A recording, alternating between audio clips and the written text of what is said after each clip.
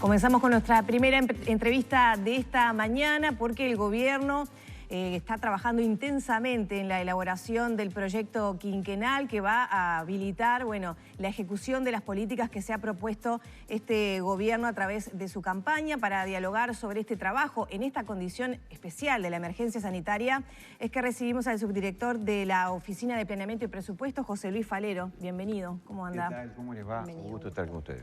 Bueno, trabajo intenso por estas horas.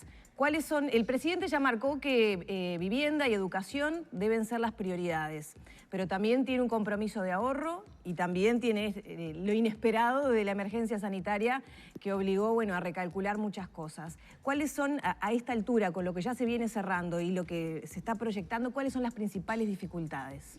Bueno, la dificultad es la situación que el país, que se encontró en el país, que ya venía complicada, ¿verdad? Y que a eso le agregamos lo sucedido con la pandemia, obviamente nos exige mucho más aún de lo que estimábamos que iba a suceder. Así que en esa línea de exigencia el equipo está trabajando a full, en el detalle, en la búsqueda de identificar gastos que se pueden evitar, que sin duda en todos los ministerios y en todos los organismos públicos existen. Hay temas que tenemos que definir claramente si son prioritarios o no, y en esa línea está todo el equipo, todo el gabinete, buscando al detalle para que, que todo ahorro que se logre o que se identifique como que no es necesario en este momento en que vivimos, pueda ser reorientado justamente a esas políticas que el presidente ha marcado claramente que tienen una prioridad mayor, por lo menos así ha sido en lo que es el compromiso del gobierno de coalición, y en los temas de vivienda y de educación no solamente tienen una mirada específica como tal, lo que tiene que ver con la construcción de vivienda, lo que tiene que ver con las soluciones habitacionales y con la educación, sino que también allí confluye para nosotros algo que es muy importante, que tiene un componente social que sin duda no escapa a ello, porque cualquiera de los dos temas también está generando un avance en lo que es una política social, consolidando la misma y tratando de dar soluciones a mucha gente que hoy aún no ha resuelto en el tema de vivienda, fundamentalmente su situación.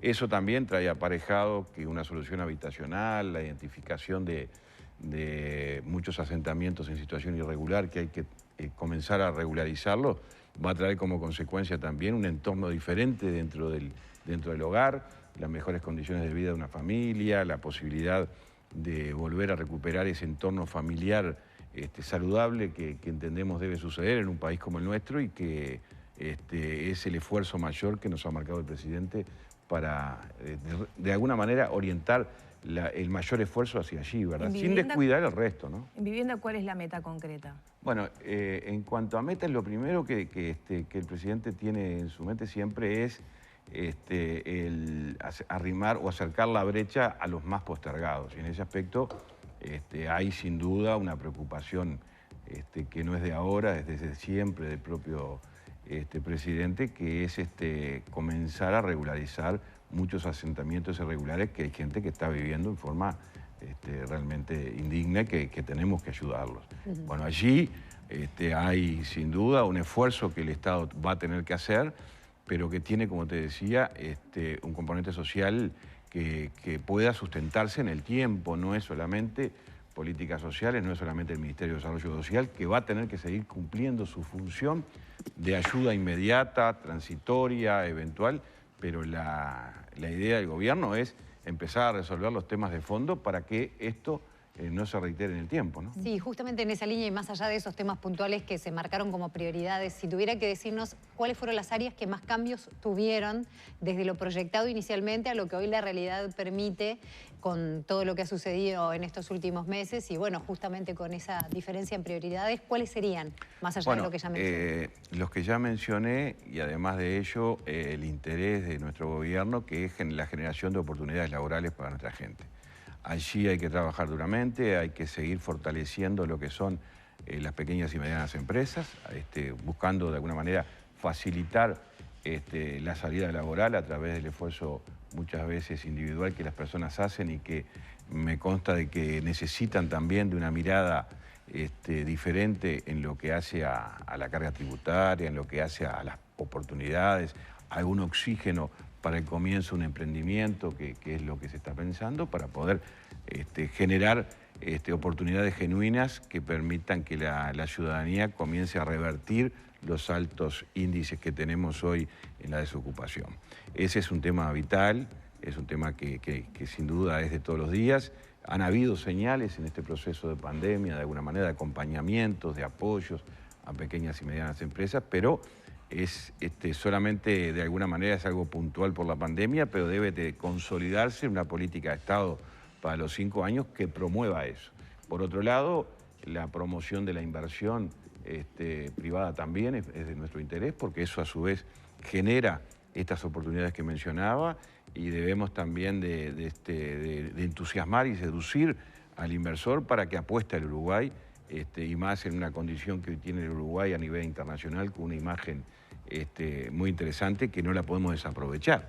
Así que también allí vamos a poner nuestra mirada. Y en el resto de lo que hace a los distintos ministerios, no es que vengamos a decir va a haber un recorte en general, porque si por un lado decimos el esfuerzo está en gestionar mejor y más eficientemente los dineros públicos, bueno, que justamente la habilidad de cada uno de los integrantes del gabinete está en eso. Para no decaer en la inversión pública tenemos que hacer el esfuerzo muchas veces de dejar algunos gastos que se ocasionan innecesarios y volcar ese ahorro en que la inversión no se vea disminuida. Claro, ahí es el gran tema de discusión, ¿no? Y de los diferentes criterios o posturas que se puede tener de dónde se ahorra o qué no es prioritario. En educación, por ejemplo, es prioridad. Sin embargo, está la disposición del ahorro del 15% en el gasto de ejecución, está la revisión de aspectos, por ejemplo, el tema de la alimentación escolar, que ya generó mucha polémica. ¿Cuál va a ser la guía para trabajar en educación? Bueno, en educación, sin duda, el tema de la alimentación se va a mantener como es tradicional en nuestro Uruguay y nunca estuvo en tela de juicio de ello. El resultado final lo vamos a tener ahora en unos días. Tampoco me gusta adelantarme a la situación, pero digo, sin duda, si estamos diciendo por un lado de que la apuesta importante, la dijo el propio presidente, está ahí en educación, no creemos que sienta de alguna manera el impacto negativo de la crisis ni de la situación económica que encontramos en el país. Yo creo que ahí va a ser un esfuerzo mayor del resto y en ese aspecto ha quedado claramente manifestado. ¿Podría quedar sin efecto ese ahorro del 15% planteado? Por ejemplo, el rector de la universidad en el día de hoy están en algunos medios, bueno, mencionando los posibles recortes que podría haber y, por ejemplo, señaló en el marco de esta emergencia sanitaria que la carrera de medicina del interior se podría ver afectada. Mirá, yo creo que lo que ha motivado esto y lo que ha llevado todo esto es a que cada uno en su área haga el esfuerzo de mirar hacia adentro para evitar que ese porcentaje que se fija como un número allí a apostar entre todos se vea que no afecte el normal funcionamiento. Y ahí está justamente el esfuerzo que tiene que hacer el sistema político definitivamente de mirar el país con la misma realidad que viven el resto de los uruguayos. No podemos seguir pensando de que estamos en el 2010, en época de bonanza, ni en otras épocas. Estamos en una época de dificultad. Si entendemos eso, y creo que así lo ha entendido su gran mayoría, y hacemos el esfuerzo hacia adentro, creo que esa reducción se va a disimular muchísimo. Y en algunos aspectos quizás ni se note. Pero bueno, el resultado lo vamos a tener en unos días, porque obviamente es un panorama muy abierto, con todo el equipo técnico trabajando en distintos ministerios, y una vez que lleguemos al resultado final, bueno, se va a hacer los anuncios que corresponda por parte del gobierno, y no me parece que corresponda que nosotros adelantemos. El esfuerzo tenemos que hacerlo, el Estado tiene que hacer el esfuerzo hacia adentro del Estado. Lo que nos ha reclamado la ciudadanía se tiene que dar, y en ese aspecto no podemos ser flexibles, tenemos que hacer los esfuerzos. Como lo haces tú, como lo hace cualquiera de ustedes en su hogar, en su familia, es revisar aquello que, bueno, nos hemos acostumbrado, pero no nos afectaría nuestra vida normal si lo retocamos o buscamos reducirlo o mejorarlo. Yo creo que en esa línea es tan simple como eso. Cuesta en el Estado, nos consta, pero tenemos ejemplos En lo que me es particular me ha tocado, digo, de alguna manera reorganizar lo que es el tema de las transferencias a los gobiernos departamentales. Y sin embargo, buscando hacia adentro las cosas que entendemos ya han cumplido un ciclo, como son subsidios directos, como el subsidio del alumbrado, el subsidio del propio Subsibe, el Fondo Metropolitano, que tuvieron épocas que bueno, sirvieron de un apoyo del Gobierno Nacional a los gobiernos departamentales. Ahí analizándolo hemos encontrado cosas como el subsidio del alumbrado, que hay un premio de eficiencia energética que entendemos que ya de alguna manera todos se han aprovechado de él para pegar ese cambio en la tecnología, aprovechar ese cambio de tecnología para generar un ahorro, y que hoy ese premio entendemos que es innecesario, y bueno, y ahí recordamos 300 y pico millones de pesos. Si miramos el Subsibe, lo mismo, el Subsibe, el Estado ha hecho un esfuerzo enorme para la unificación de patentes en los últimos años. Y hoy todavía el Estado está aportando no solamente para el funcionamiento del Subsibe, sino también para las redes de cobranza de cada departamento. Bueno, entendemos que las redes de cobranza deben de ser asumidas por los gobiernos departamentales, porque entendemos que además es justo. No es justo que el Estado vuelque un subsidio para el sistema de las redes de cobranzas que hacen el cobro de la patente de vehículo, cuando hay departamentos que tienen un número muy importante del parque automotor. Y yo creo que no es lo que debemos de hacer, de darle más subsidio al que tiene más vehículos o darle más subsidio al que tiene más alumbrado. Creo que tiene que ser a la inversa, tenemos que ayudar al que viene más atrás. Hablando justamente del tema departamental, que siempre es complicado, cada intendencia tiene sus particularidades, sus necesidades. Se aprobó el presupuesto que ustedes habían establecido. ¿Cómo fue ese trabajo? ¿Qué resulta justamente de eso? Sí, fue un trabajo duro, sinceramente, por lo que te decía. Teníamos que ver de qué manera generábamos algún ahorro en alguna de las transferencias y volcábamos a otras que el presidente nos había encomendado. Sin duda, el gobierno de coalición comprometió un fortalecimiento de la descentralización y teníamos que cumplir con ese objetivo. Y creo que este acuerdo, sin duda, ha dejado claramente reflejado en blanco y negro que eso va a suceder en el próximo quinquenio. Va a haber un fortalecimiento de las transferencias a la política de descentralización real que muchas veces hemos reclamado cuando estábamos del otro lado del mostrador. Así que digo, para mí hoy es un acuerdo aprobado por unanimidad que me resulta satisfactorio, valoro el esfuerzo de todos y entendemos que vamos por el camino de lo que ha sido el compromiso electoral. Y yo creo que no es solamente del partido de gobierno, creo que todos, en este caso, vamos a ser receptores de este paso que estamos dando para el quinquenio próximo, donde hemos focalizado una mayor cantidad de transferencias para la caminería rural secundaria, que a nuestro entender es la que viene más retrasada. Hemos volcado también recursos al Fondo de Desarrollo Interior, incrementándolo casi un 21%, con una particularidad de que va con destino a los municipios, al tercer nivel de gobierno, que entendemos que ¿Se incrementa el presupuesto destinado a los municipios? Se incrementa, si uno compara el último quinquenio, que partimos de una base total de unos 3.500 millones de pesos en el quinquenio anterior, pasamos ahora a unos 5.600, se está incrementando casi un 60%. Porque allí también no solamente el aporte del Gobierno Nacional, sino también de las intendencias han comprometido esos fondos para ser administrados dentro de la órbita del tercer nivel de gobierno, cosa que nos alegra muchísimo porque creo en esa herramienta, en la herramienta de los municipios. Yo en particular creo, porque es una herramienta que al principio para algunos intendentes quizás llegó a hacerles pensar de que era una competencia de poder, y yo creo que debemos dejar de lado eso. Creo que tenemos que utilizarlo como una herramienta fenomenal para que en el territorio más cercano, en el gobierno de cercanía, se analice más en profundidad qué es lo que la gente está pidiendo que sea prioritario. Y esa mirada local no la tiene el intendente, la tiene el alcalde o los concejales. Y creo que este paso va a ser fundamental. Allí está escrito también algunas sanciones por la no articulación. La articulación es fundamental en todo esto. Bueno, para ahí que esto se concrete. Usted cuando hablaba de caminería rural, un problema clásico de las intendencias es que ese fondo no se habilitaba, o otros fondos, ¿no?, para infraestructura, porque no se terminaba de ejecutar lo anterior. Esa es una dificultad que tienen muchas veces los gobiernos departamentales. ¿Se piensa resolver eso? Yo creo que también acá en este acuerdo lo hemos analizado, porque como te decía, tengo la suerte de venir del otro lado del mostrador, entonces he estudiado mucho todo este tiempo para que esas cosas que veíamos como un problema se transformen en una oportunidad. Y creo que ahí está justamente el por qué digo que me parece que se van a subsanar. Primero es porque la Oficina de Planeamiento y Presupuesto va a dejar de ser la oficina de contralor de los compromisos de mantenimiento de la caminería.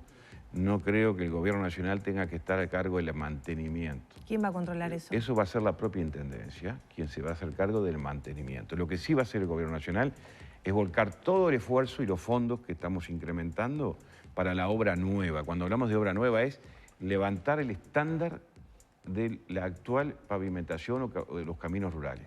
¿Qué significa esto? A nuestro entender, dos cosas. Una es generar una transformación en la red vial secundaria y la otra es que a su vez estamos ayudando a las intendencias porque esos caminos que le levantemos el estándar no van a tener que mantenerse por lo menos por 10 años. Eso quiere decir que no pase lo que está pasando ahora, que de repente se hace un camino y a los pocos años se está reclamando que... Y no es producto de que se hace el camino y se pueda criticar por qué se hizo así, sino porque muchas veces las intendencias, la disponibilidad lo lleva a hacerlo de una forma de utilizar un menor calidad, claro. ¿Verdad? Por eso apostamos a que las políticas de Estado, en este caso el apoyo del Gobierno Nacional, tiene que ser volcado a esa obra nueva. Y ahí está el componente que para mí va a significar un cambio. Y estoy convencido de ello y estamos muy motivados en ese aspecto con todo nuestro equipo. Valero, y lo otro es que también, no es menor, y que no lo he hablado en otras oportunidades, es que la OPP, con eso de ir a controlar, a ver si a aquel caminito se le echaron 10 viajes de balastro y se le pasó la máquina, que todo eso significaba para la OPP un gasto enorme. ¿Por qué? Porque tenía que tener un técnico por departamento para ir a controlar todos los meses. Bueno, eso no va más.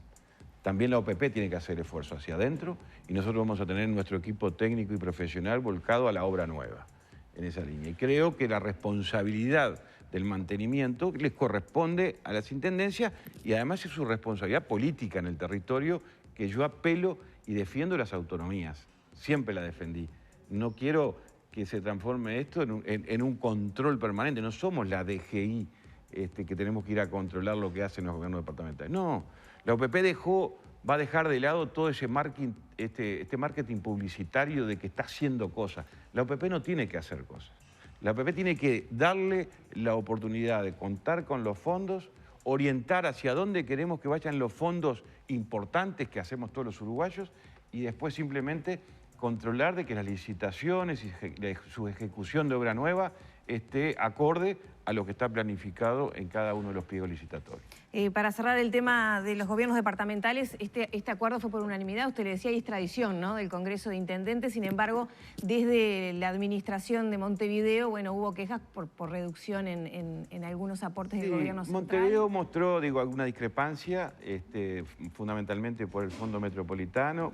Yo no coincido con la mirada de Montevideo. Montevideo tiene una percepción desde hace un tiempo a esta parte que ha manifestado permanentemente que por ser capital tiene que tener un aporte extra del Estado, y yo creo que el solo hecho de ser capital tiene muchas cosas que lo favorecen, es por el contrario, pero para no entrar en esa discusión si sí o si no, el Fondo Metropolitano fue algo que el gobierno anterior, sobre el final del acuerdo, definió, bueno, ya está cerrado el acuerdo, ahora le vamos a pedir al Congreso que además del acuerdo le demos por este periodo de gobierno un aporte extra a Montevideo y Canelones, y se le denominó Fondo Metropolitano, creo que fue.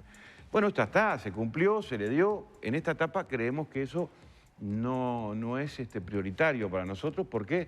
Porque queremos transparentar esta discusión de más de 30 años. Que se dice, Montevideo necesita más, el interior necesita más, el litoral, el norte. Bueno, acá también está comprometido el análisis de la distribución de las transferencias, de las alícuotas de cada departamento, que se va a trabajar a partir del año próximo, con el BID, con el Ministerio de Economía, OPP y el Congreso de Intendentes. ¿Para qué?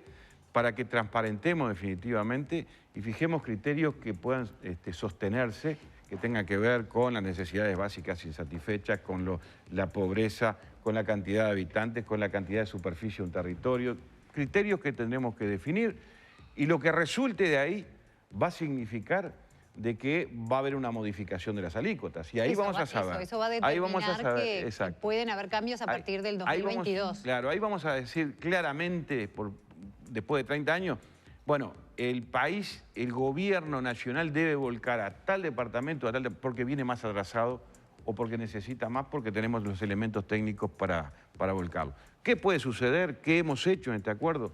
Porque muchas veces surgía esa discusión. ¿Y qué pasa si a mí me baja la alícuota un porcentaje muy elevado y yo ya tengo el presupuesto armado? Bueno, para eso hemos sustituido el Fondo Metropolitano por el Fondo de Asimetría, que se activa en el 2022, y lo que va a hacer ese fondo es asegurarle por el quinquenio a todas las intendencias que sufran un cambio como consecuencia de este estudio, de que no van a perder. Creo que en ese aspecto subsana cualquier preocupación de cualquier intendencia. Y bueno, y tanto creo que ha sido ese también una de las cosas que motivó el apoyo unánime de todo el Congreso. Ya para ir cerrando y algún tema pendiente que nos quedó del tema presupuesto en general, ¿se va a poder llegar al ahorro de los 900 millones de dólares prometidos? Bueno, no lo sabemos, hoy no lo sabemos. Era la aspiración inicial, y estábamos convencidos que si hacíamos este esfuerzo que manifestábamos recién, podíamos lograrlo. Hoy tenemos una realidad de un proceso de pandemia que no sabemos todavía cuándo finaliza, y es muy difícil ¿Ya hay un cálculo de cuánto se lleva gastado en la emergencia sanitaria? Obviamente ha sido un aumento significativo en lo que es varias áreas, BPS, política del Ministerio de Desarrollo Social, varias áreas que han tenido que ser receptores de aportes especiales.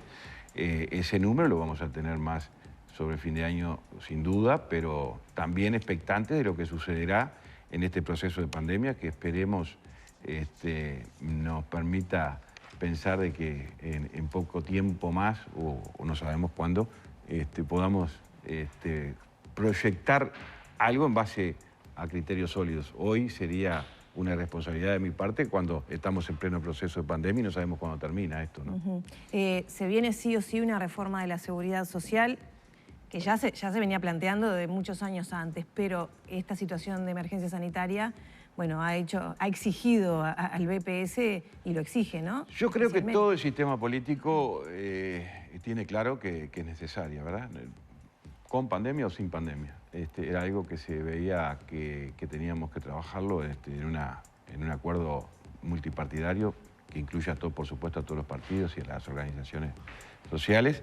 Y es un proceso que cada tanto tiempo se da en el país, y este es un momento donde hay que trabajar en eso, y para eso va a haber un equipo de primer nivel que va a estar encarando esa tarea, ¿no? ¿El impacto en el BPS ya tiene una evaluación, por lo menos hasta ahora, en cuanto a lo que estaba proyectado, a lo que es la realidad? Y bueno, sí, sin duda hay porcentajes muy elevados de lo que es el seguro de desempleo, que es público conocimiento, que ha generado un impacto de una derogación no prevista que al día de ayer se ha postergado inclusive por 3 meses más, y tenemos también analizando lo que es las posibilidades que se puedan llegar a dar en el sistema de seguros parciales. O sea que hay por delante desafíos que no los podemos medir hoy, y me parece una irresponsabilidad de mi parte poder tirar un número cuando creo que nadie está con la suficiente seguridad de que esos números puedan resultar ciertos, ¿no? Muchísimas gracias. Gracias a ustedes por la invitación, un gusto. Cerramos por aquí entonces la entrevista con el subdirector de la Oficina de Planeamiento y Presupuesto, José Luis Falero.